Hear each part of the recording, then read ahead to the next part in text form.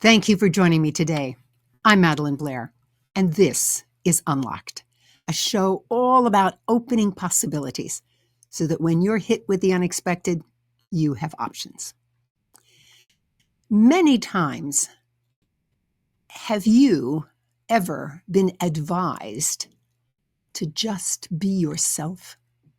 Have you ever wondered if you really know how to be authentic? If it's crazy to be too authentic, is it? How do you know when you are being authentic?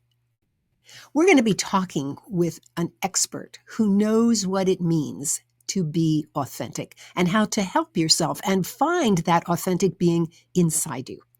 After our conversation, Grounds for Thought will explore how two people, each famous for being authentic, have been described when they are being written about. So stay tuned.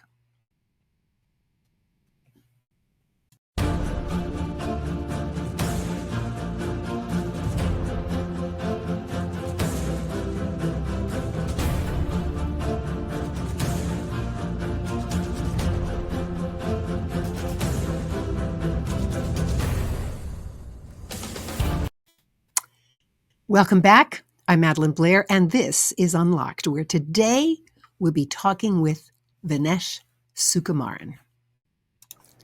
Vinesh, welcome to Unlocked. Hi, Madeline. Thank you for having me here. Oh, you're so welcome. You are so welcome. I'm looking forward to our conversation. Well, I want to tell the audience a little bit about you, and then we'll Sure. get right into that. Vinesh Sukumaran develops world-class leadership at the C-level. The C-suite level. Through, I had that wonderful feeling of suddenly being at sea level. All right, C-suite level through applied positive psychology and new behavioral development. He has trained and coached over 20,000 people and consulted with several Fortune 500 companies. At the heart of his work is one of the most remarkable human and organizational qualities called authenticity. The quality of being and doing things in alignment with your true self. He is the author of From Behavior to Wellbeing. He is a member of the Forbes Coaches Council and a regular writer for Forbes. So again, welcome, Vinesh. Thanks, Madeline. That's a wonderful introduction. Thank you for that. You are so welcome, even though I had us all at sea level. Listen, you are in the self-help arena. My sense is that you actually walk your talk. So what makes your work different? Well, first of all, I'm glad you feel like that because that's an important thing. So, a big part of the self-help world. There are a lot of outfits out there which force you or get you to do something that don't come to you naturally. That whole phenomenon of high five motivational speaking, look confident, use the right body language. Oh, you're gonna be the next CEO. Demonstrate gravitas so that you act, walk, and talk like the CEO. So there's all of that, and of course, a big part of the work that I do as a positive psychologist and leadership coach is to build that authenticity. So, and one part of it is to be who you really are. So, if you're a person who loves to meet people and interact with others, then I help a lot of my clients find ways to do that, to use that, to be good at what you do, to experience more happiness, and so on. Another part of it is also to walk the talk. Like I wouldn't do sessions for my clients on how to prevent hair loss. So, so there's a lot of that out there. So I think my focus is more on even if I'm going to a client and working with them and working with the CXO level, sometimes I have to just bring my own. I mean, always have to bring my own leadership onto the table. Uh, Maybe sometimes helping the CEO deal with some of his most pressing problems before I roll out my consulting agenda with the person. So maybe the suggestion that I have for the audience watching Unlocked is to look for ways in which you can work in an area where you're exercising qualities which come to you naturally. If you're a people person, look for ways to do that. If you love just slipping into office and slipping out without being noticed, find a way to use that in your work, where you can just come into your cabin, work on your data, do analytics, and then exit the party. And if you're not working, find ways to be yourself, at least with most of what you do. As you're talking, I'm reminded of my father who would always say to his children, to thine own self be true. Now, of course, that's from Shakespeare, right? Right. And I think he was surprised that over the years, he had these four really individual people.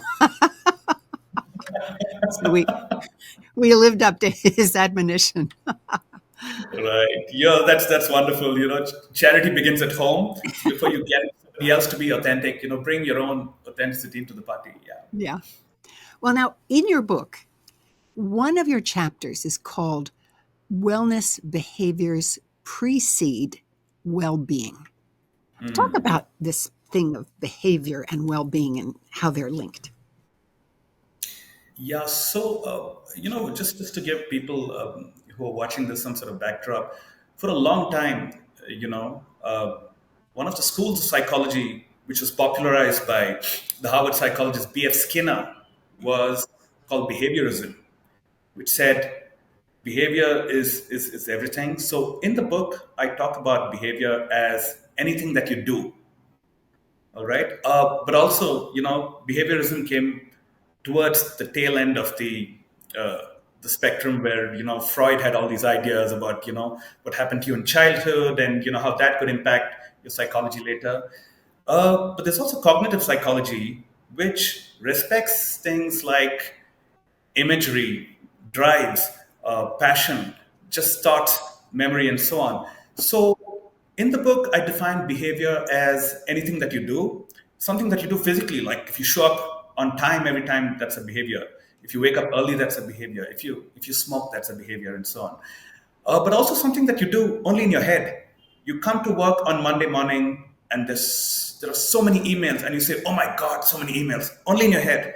Now that's a behavior too. Or sometimes you're just about to perform something.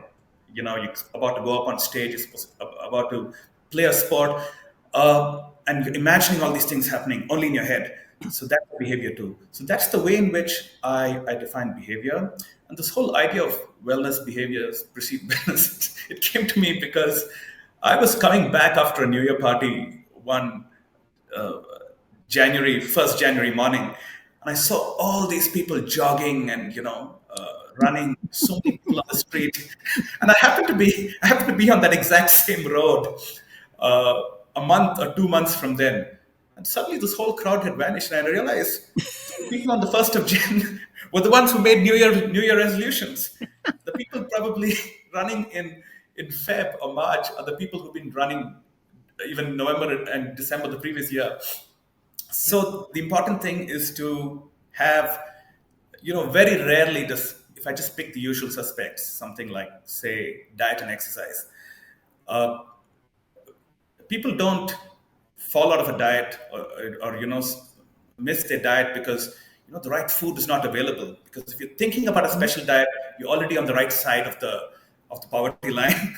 And thinking about exercise, you're also on, you have certain privileges. You're not exercising because you don't have access to a gym. But the reason you don't is it's not become a behavior yet. And I think it's a good idea, and maybe my suggestion to people watching this show is to focus on regularity over intensity. So if you can just walk, instead of doing 10 kilometers of walking uh, on the weekend, and then you forget about it for a month, and then you try to come back, just walk for 10 minutes a week, a day, and do that for just 4 times a week. Don't try to push it to five, six, and seven. And when you get it right and you say, wow, I've had an entire week of 4 days of walking 30 minutes a day, don't try to up it. Just keep it there, and just keep it there, and just keep it there. You'll be far fitter by being regular rather than with bouts of activity. I really like that perspective. I wrote it down. Regularity is over intensity. It is so Right. easy to now. Exercise is something I have done for years, so that's not that I doesn't relate to me so much. But reading, I I have to read. My job, I mean, I have to read to be up to date, Correct. and that's really hard for me sometimes to read. And I'm thinking, okay, now, Madeline, what you ought to do is just set aside a short period of time and then do it regularly. This is Correct. helpful to me. Thank you. Nice. So, Madeline, you're such a person of stories. So let me very quickly ask you, what are you reading right now?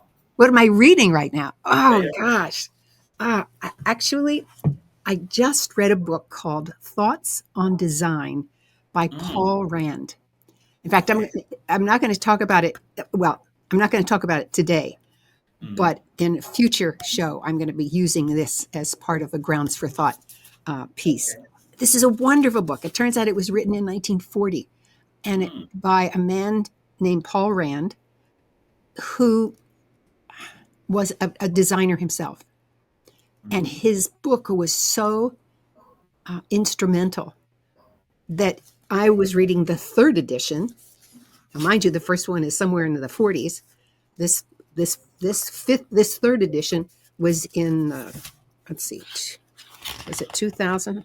I can't find the date real quick, but it was in 2000. So he's continued this. It is a marvelous book on how to design things. So Nice. I that's what haven't, I haven't, I haven't read that book. I should check that out.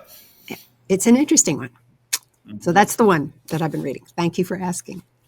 But okay, I've got another question for you. You also talk about excellence in your book. Can you really use the pursuit of excellence? I mean, is that something that one should really aspire to? Yeah, so the way in which this idea came to me because of one of my favorite books. I mean, you just spoke about the book you're reading right now. This is a book I read many years ago, when I keep going back to it. It's a book by Robert Pirsig, who was for a long time considered one of the greatest philosophers alive. And the book is called Zen and the Art of Motorcycle Ah, Maintenance. yes. Yeah. Yeah. So, well, the book is about multiple things, but one of the things it's mainly about is quality. And I think when I just looked at Persig's work, and it all started with, he wrote that book when somebody asked him, while he was teaching a writing course, one of his colleagues said, "Hey, I hope you're teaching quality to the students." And he thought about that, and he explored that, and he wrote an entire book about it. So I think a lot of people out there, they're trying to get to a place of better rather than lesser quality. And I think that's really what I mean by excellence. So it doesn't necessarily mean, the intuition that people sometimes have when you say excellence is, it's like competing in the Olympics or being at the top of the corporate hierarchy or something like that. But sometimes I met someone recently, he's in his 80s, and he's trying to cut down and work for just 1 day a week. So sometimes it's also about doing less. And that's his pursuit of excellence, of reaching the next level. And yeah, what else do I have to say about that? I mean, Robert Persig's work is fantastic, and it's greatly influenced what I do in life. One of his quotes is called, it says, "Quality is a direct experience prior to and independent of intellectual abstractions." And I think that's probably a good takeaway for people watching the show, that a lot of times we're just taken in by intellectual abstractions. For example, brands. You look at something which is of a very good brand, like, okay, I don't want to name any brand here, but of a really good brand, and you think, wow, that's a fantastic bag. But sometimes it's a really good brand and it's a horrible looking bag, you know. But to make that distinction, I shouldn't be saying Madeline is this wonderful person because she went to the Wharton School. She's got to be wonderful. No, because she's wonderful because of who she is and the way she treats people, and what she brings onto the table. Well, it's great that she also went to Wharton. you know, that, that shouldn't take away from anything that she does. Oh, thank goodness. Oh gosh. You know, I this is for me, I've never heard excellence described this way. That Hmm. it's really about just being approaching things. I'm going to do better quality, better quality, better quality. It takes a lot of the pressure off you there, Right. because it's not a question of this is the, as you say, it's not the going to the pinnacle. It's it's the Right. progress that you're doing. Yeah. When I taught at Columbia, I was that was in the back of my mind, although I never expressed it that way, because I always told the students, uh, I'm not interested in the what's the right word? Not interested in you reading stuff and telling me what you've read. Right. I want to listen to how your thoughts have improved. I want to see you grow. And that to me was real excellence. Yeah. Ah, wow. You're opening doors for me. This is great. That's nice, Madeline. I'm glad to hear that. Yeah. Uh, Now, I remember in reading your book, and I enjoyed it, by the way, and to the audience, it is a delightful read because it's little short, I would call them essays almost. Right. And you can open the book and read somewhere, or you can read it from cover to cover, which is what I did because I was getting ready for today. Uh, I I remember stumbling across the story of Tanya. I thought that was Mm. just a marvelous story. I'm not going to say anything about it. I just ask you to tell that whole story of her. Oh, tell that story. Yeah, can you do that? Yeah, we can absolutely do that. So, first of all, I must say Tanya's not called. That's not her real name, so we'll just call her Tanya for the sake of the book. Yeah, So Tanya was a banker who came to me, and in the middle of the coaching session, I asked her about her life and what she does and what she likes doing, what she hates doing, and so on. So she had this huge challenge of getting along with people. It happened at home. It happened in her neighborhood. It happened in her office where I met her and so on. And then we looked at the different things that she does in life, and it turns out that she was really good at certain things. For example, she was a fantastic cook, and she was known as this great cook. In fact, in the book, I refer to as her as the grumpy woman who really cooked well, or who was a great cook or something of that sort. So we just explored that, and I said, "So how do you look at cooking?" Oh, she said, "Oh, I love cooking." And what do you do about cooking? She said, "I cook whenever I get a chance to." And she's constantly reading about cooking, and in the area of cooking, she was fantastic at taking feedback. So she would cook, have people over, and ask them, "How is it?" And they would say, "Oh, this is good. This isn't good." And she'd taste it, try to find out what's wrong with it, and she would rework it, and she would keep cooking the same thing again and again till it's perfected. So we took these lessons from her own life and used it with people. And I said, "You read so much about cooking. Why don't you start reading about, interpersonal skills? You're so good at taking feedback when it comes to cooking. How about applying that?" And by the way, it's a great way of telling somebody something which are lessons from their own life. yeah. So you're so good at taking feedback. How about trying it at the bank, at your office, with your colleagues? And when she used a lot of these principles, she said, "Oh, I use every interaction as a way to learn now. I take feedback." I went back and asked my boss, "How's that meeting? How did I do? Like, rate me, baby." So he gave her a rating, and then he said this went well and this didn't do well, and she used that. So maybe that's a useful lesson for people watching the show. You can sort of coach yourself, look at an area that's going really well for you, and look at what you're doing there. How are you doing things there? How do you look at that area? How often do you engage with it? And then you can use those lessons in an area that's not going so well. Just like Tanya uses her lessons from cooking and being a chef to what she does, as a working professional in the bank. Mhm. So yeah, that's. I hope that sums up Tanya's story. Oh, well, it certainly is what I remember from it. But as you're describing this to me again, I'm struck by the work that is often done at the organizational level. I mean, you talked about at the individual level, but the organizational level, it's so easy to, as a person who works with organizations, to look, what is your problem?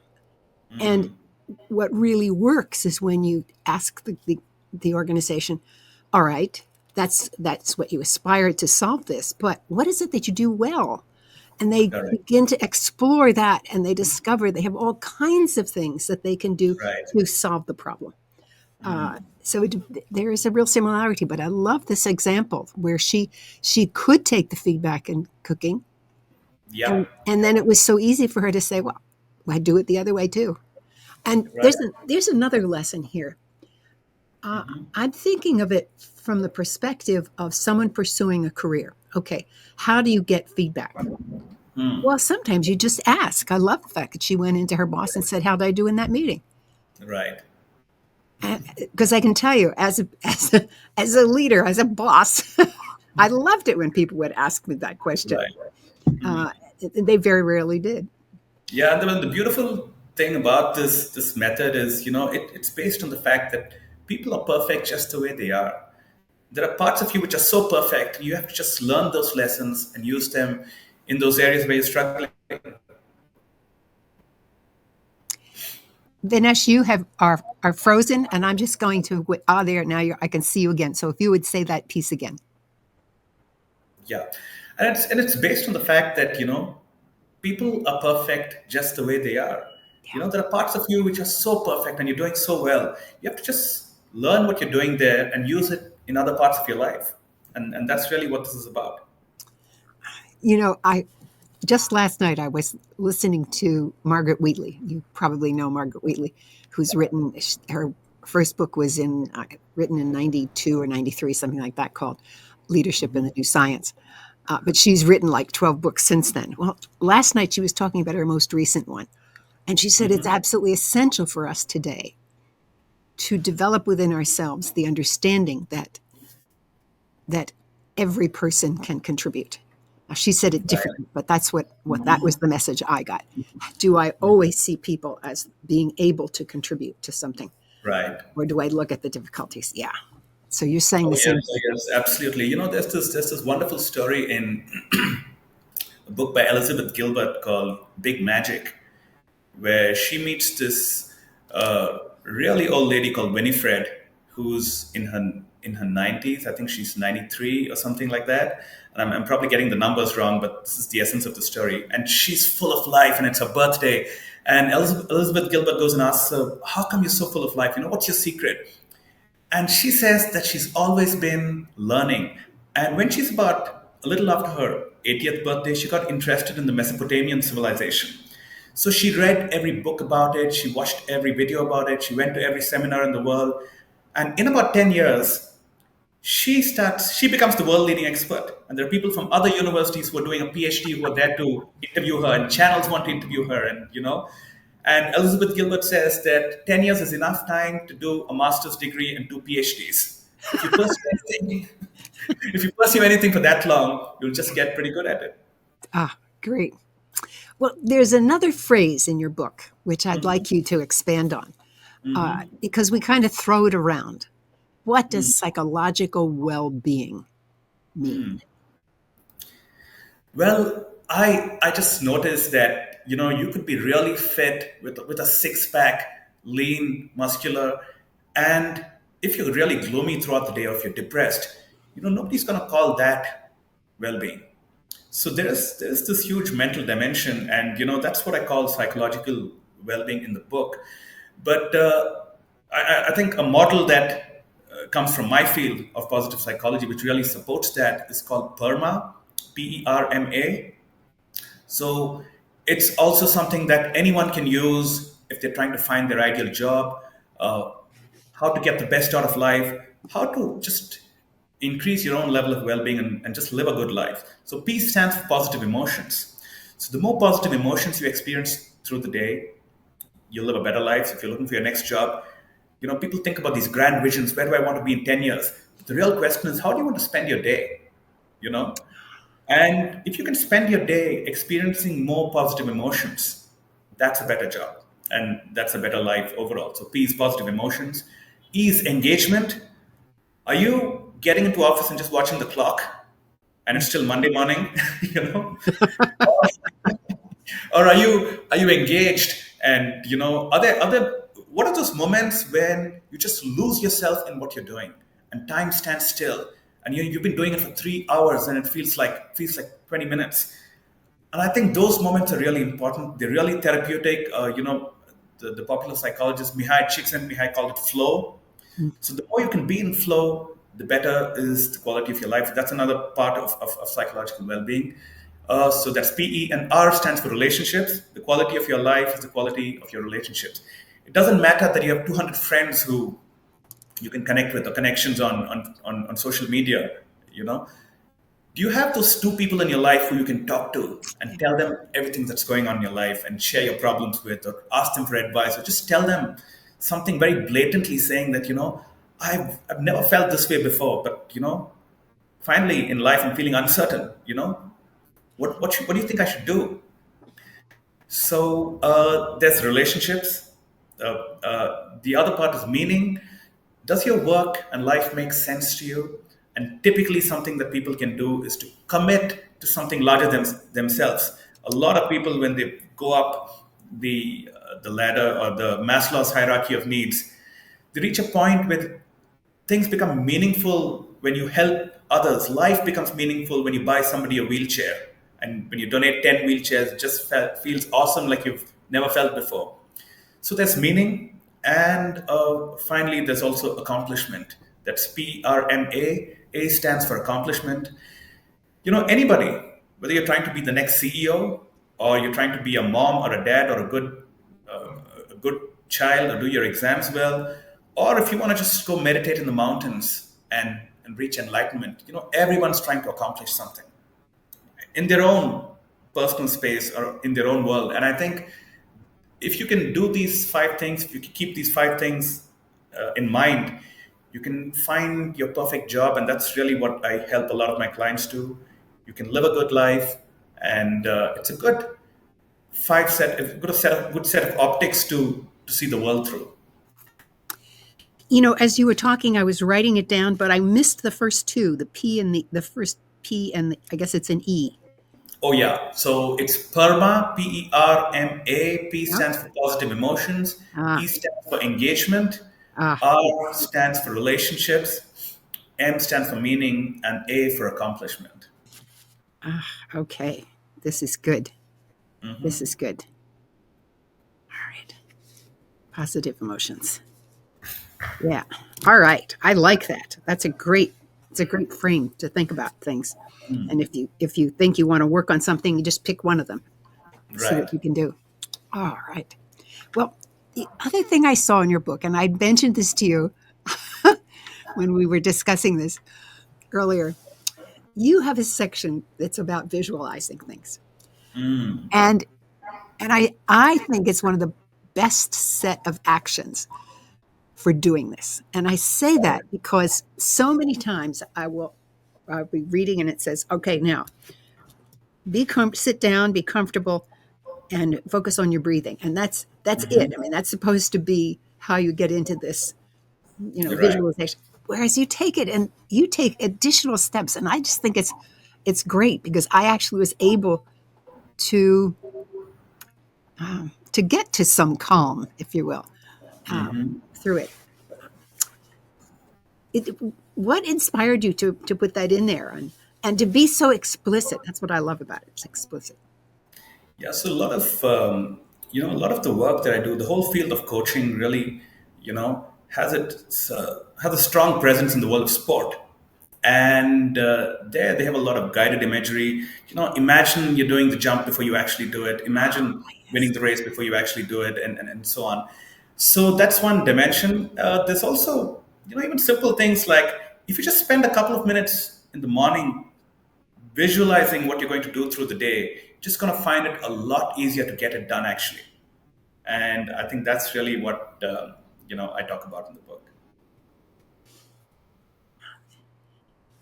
Your comment about rehearsing it in your mind, because one of the things that I have read is that I'll take a skier. they're at the top of the slope and they're getting ready to go down, but they rehearse the whole trip down. And what I've Right. read is while they're rehearsing it in their mind, all their muscles are doing what they're supposed to be doing on the way down. So in a way, you're doing that run two There's times. a light flickering. I'm gonna just see what it's done. Uh-huh.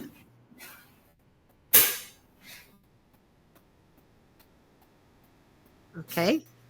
Yep, that'll Now be we're good. back. Great. Okay. So get specific. I like that. Now, you introduce in your book the phrase bliss without baggage. Right. I loved that phrase. So please expand on that as much as you like.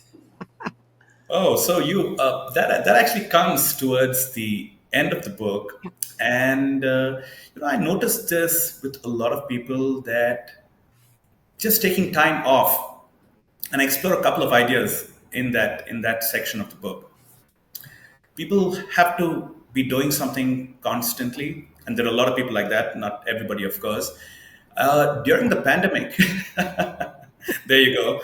During the pandemic, a lot of people who found it really tough to be at home and be by themselves. For example, in the city that I live in Bangalore, there was a huge population which Monday to Friday you're at work, weekend you get some of the household stuff done, meet a couple of friends, meet someone for coffee, go out for a drink. By the time you turn around, it's Monday and you're back on the roll. Sometimes you take a vacation, but you get back. But now suddenly you're face to face with yourself. So a big part of this is about being comfortable, just being by yourself. And I think it's a great sign of mental health. It's a great sign of well-being. Just being able to spend time by yourself. There's also, I explore this idea of doing nothing because think about it. How can you really do nothing? You're always doing something. You're either sitting, or you're standing, or you're reading, or you're walking. So a lot of people, when they talk about doing nothing, they're really talking about sometimes doing what they love, or at least having the time to do the things that they want to do, right? And I also mention this that it's a great idea to take time off. Like for example, meditation is a big part of my life. You said you spend time reading, Madeline, or like Alan de Botton says, it's also extremely therapeutic just looking out of an open window, you know, and just looking at what's outside. Sometimes you're just looking at an empty wall, but sometimes you're looking at trees, whatever that is. So, bliss without baggage is about smelling the roses. It's about taking time to do what you love, and I think those are the moments when you're really there for yourself. Just enjoy those moments and be there rather than be fleeting and just missing out on them. In your work, what are some of the impediments that people have as they attempt to to get psychological well-being, bliss without baggage? What are some of those issues that they come to you with?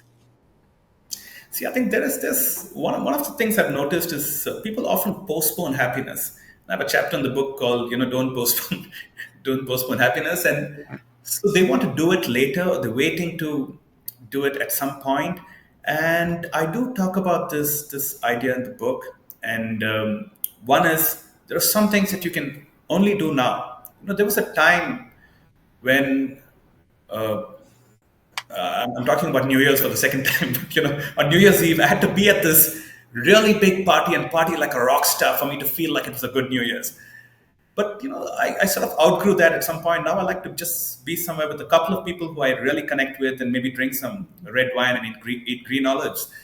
So there are some things that you go through in life, and I think you've got to enjoy it when it lasts. You never know when it's going to be the last time you meet somebody. You never know when it's going to be the last time where you can only travel on a wheelchair. So you never know when you stop enjoying some of the things that you enjoy right now. Also, I must share the story with you. When I maybe when I turned in my early 30s, this is a really good friend of mine, and I met him somewhere. And in the last in the past 10 years, I just met him 3 or 4 times, and we both just turned 30, okay, or we just turned 32 or something like that. And I said, we've met each other thrice. So if we live till 72, that's for 4 more decades, we have about 12 meetings left. That's it, you know? And so I encouraged a lot of people to do this. Think about those 10 people who really matter to you, and especially those people who you really love and care about, but you're not necessarily spending every day with.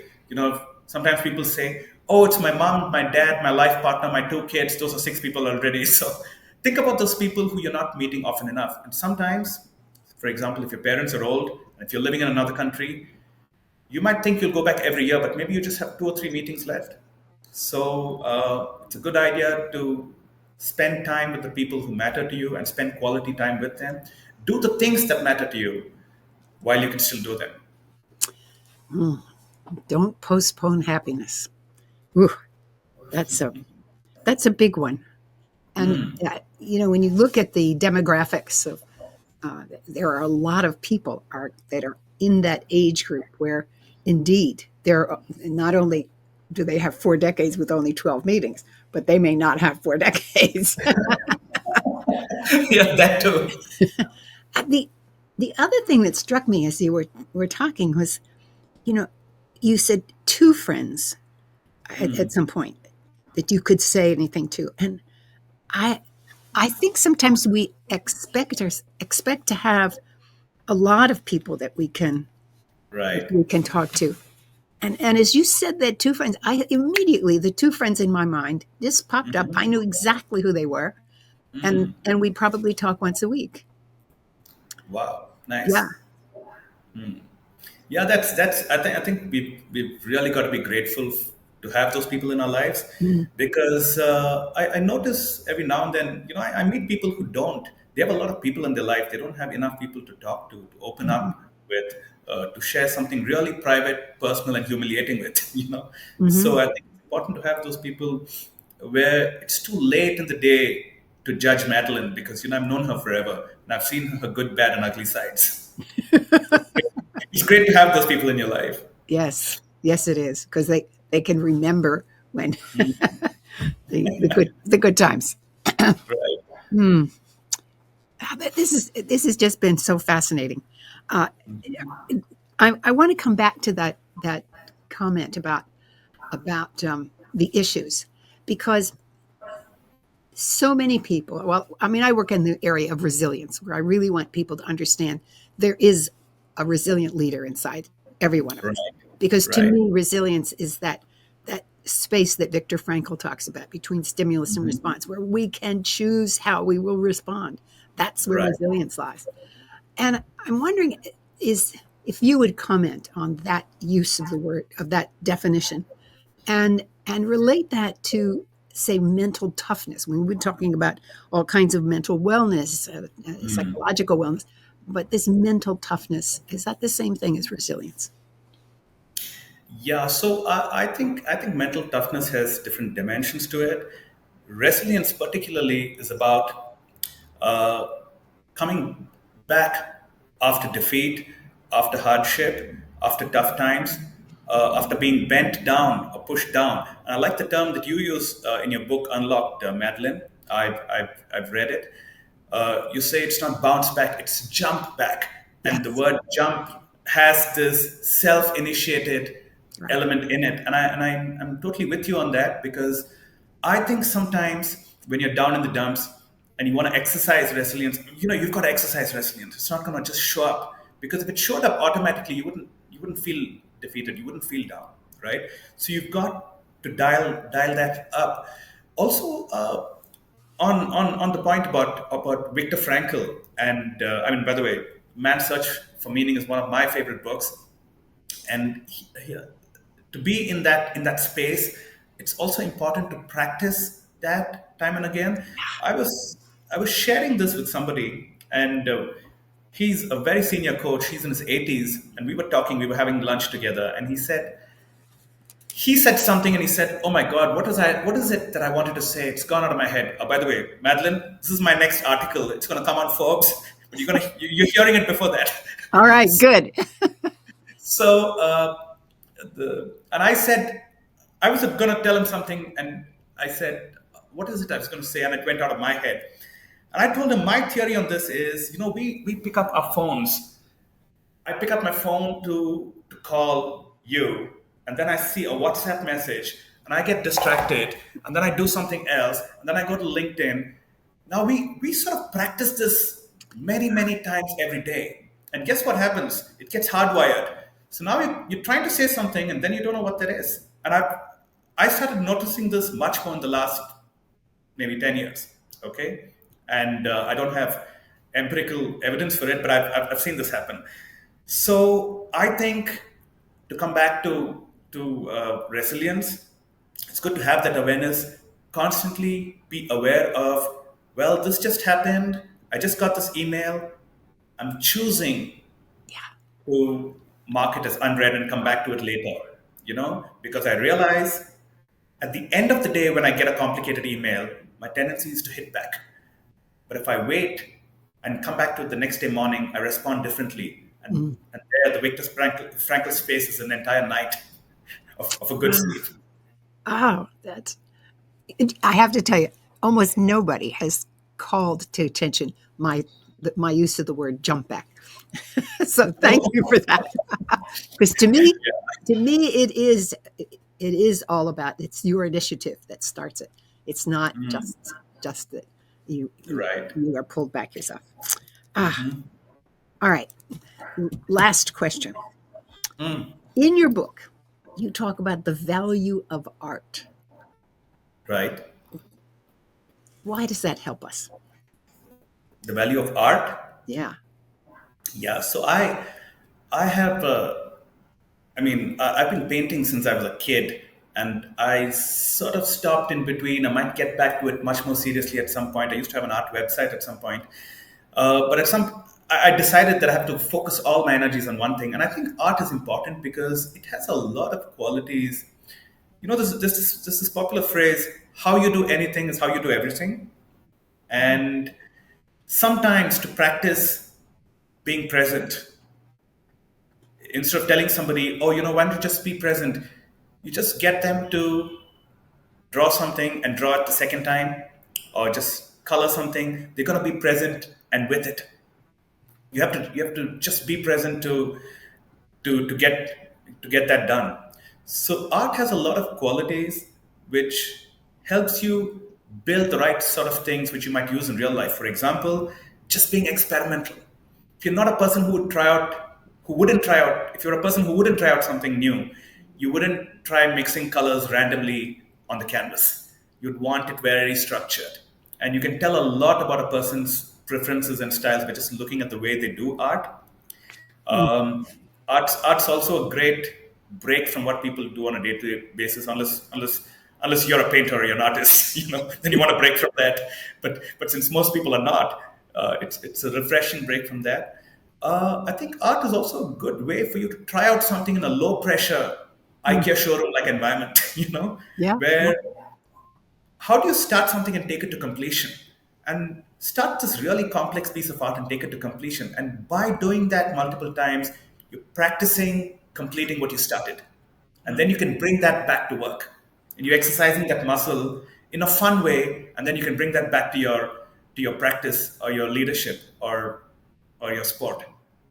Oh, and this all comes back to your earlier point that behavior is about doing things, and you want to be doing the way you want to be doing things. Right. Dinesh, this has been such an interesting conversation. It's taken turns that I didn't anticipate, which of course is wonderful. Exactly what I was Right. hoping we would be able to do. Uh, any last words that you would have for our audience to inspire them to think about their mental wellness and their bliss? uh, yeah, I'm just thinking about your channel, about resilience, about mental wellness, and about the work that I do. Maybe one of the things for a lot of people is to think about specific actions, and keep that idea out there. For example, reading an entire book on kindness and knowing all about it doesn't make sure that you're a kind person. You know, so it's important for you to think about what to do. So just Just think about your goals. I mean, don't even call it goals. Think about your aspirations. Think about what you want to do in life. Think about where you want to be. But also think about the question of by doing what? How am I going to get there? I want to feel more relaxed by doing what? I want to focus more energy, spend more quality time with my family. By doing what? By getting back from work early. So that's one of the suggestions that I have for people. Also, I think it's hugely powerful to just think about one thing. I often joke to my clients that a big part of the reason why my leadership or executive coaching works is because I narrow down what really matters. When somebody is saying, I want to get a better job so that I can make more money, and I want to make more money so that I can work less later, and I want to work less so that I can focus on fitness and I get fit and be there for my family. So, you reduce it to one thing and say, you really want to be fit, and that's it. That's really what you're saying. Yeah. Okay. So I think focusing on one thing, and I think you also talk about this in your book, don't you, Madeline? Yes. Focus every day. Focus. Pick the most Exactly. important things. Yeah. You're better off getting that one thing done every day instead of having a 10-point to-do list. So yeah, maybe that's the whole point. Think about specific actions and what you can do and focus on just one thing at a time. Maybe Okay. that's the mantra to live a good life. Great. Vinesh Sukumaran, thank you so much. Thanks, Madeline. Lovely interview, and thanks for delving into all these different dimensions. I love, You are so welcome. as always, love talking with you. Thank you. Every now and then, there is something that changes how I think about the world. Grounds for Thought is a place where I talk about these moments so that you can explore the meaning for yourself. The Art of Possibility by Rosamund Stone Zander and Benjamin Zander.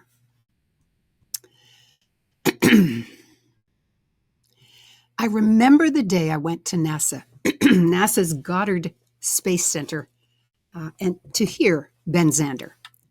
NASA's great at bringing experts on campus to speak directly to the scientists, the astronauts, guests. I came in as a guest, and because I had spoken at a previous session there, and I was incredibly anxious to hear Zander. Everything I heard about him is that he was a force of nature, as well as the conductor of the Boston Philharmonic. I wanted to see for myself and make my own assessment. I sat in the front row of the large auditorium so that I could really experience him. I mean, literally, the piano was maybe 10 feet from me.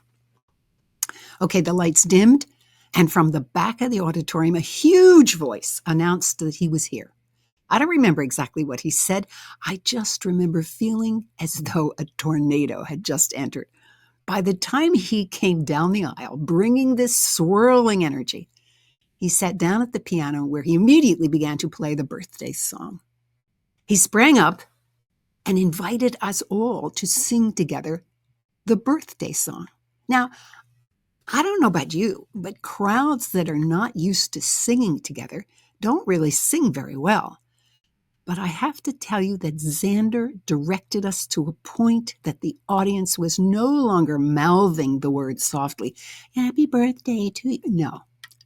Everyone was singing at the top of their lungs, "Happy birthday." You get the message. It was a luxurious sound, all because he asked us to do a bit more and then a bit more. Okay, I decided that he was indeed a force of nature. Now, I was really lucky. I had a chance to actually meet and speak to him afterwards, and he even signed my copy of the book, The Art of the Possibility.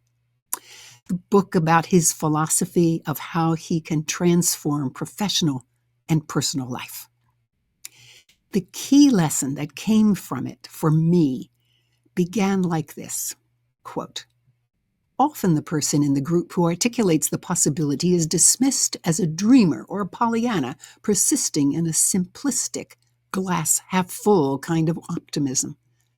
The naysayers pride themselves on their supposed realism of half empty, whereas half full is a measure of the physical reality under discussion. The so-called optimist, then, is the only one attending to real things, the only one describing a substance that is actually in the glass, unquote. Wow. I have to admit, I tend to see possibilities. I think it comes from growing up on a farm where if you couldn't envision the vegetable that would grow, you would never plant a seed into the barren ground in early spring. It's one of the reasons I talk about this show as one that is about opening possibilities. Think about this just a bit and imagine someone coming to an audience of scientists and astronauts, and within minutes having them singing with gusto and enthusiasm. And the audience did it because he was totally authentic. He was really there. How could you turn him down? He was a tornado of energy and purpose from the moment he walked into the auditorium to the moment he walked off stage. In that auditorium, he and his book became alive to anyone who was there because we became the possibilities he could see in the half-full glass. Authenticity is not possessed by only one person, of course. And I felt compelled to speak of another such individual. I'd like to talk about her. She's not in his book, and she didn't write a book, although there is a documentary about her called Iris, done in 2014. She recently died at the age of 102. I am speaking of Iris Apfel, A-P-F-E-L. I would show you a picture of her, but they're all copyrighted. So I suggest that if you're really curious, just search on Google for images of Iris Apfel, and you will be overwhelmed with her images. Why? Because Iris Apfel spent her life collecting clothing, jewelry, and accessories and assembling them together into the most elegantly outrageous is the right word, outfits. She was known to those in fashion, but her presence was felt wider. She and her husband owned the firm Old World Weavers, which specialized in the reproduction of fabrics from the 17th to the 19th centuries.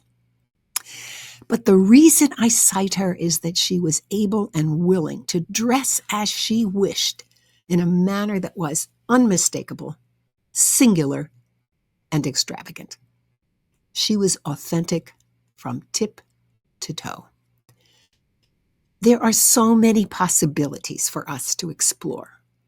How wonderful that there is this Iris Apfel, a living icon, and Ben Zander, who wrote with his wife a book called The Art of Possibility. I want to thank you for joining me today, and I hope you have enjoyed the conversation and learned something new. If you would like to work with me to turbocharge the resilient leader in you, schedule a conversation by going to my website, MadelineBlair.com, or send me an email to Madeline@MadelineBlair.com.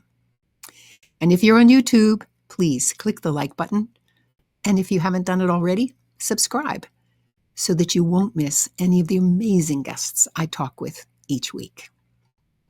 I'm Madeline Blair, wishing you infinite possibilities as you unlock your resilience.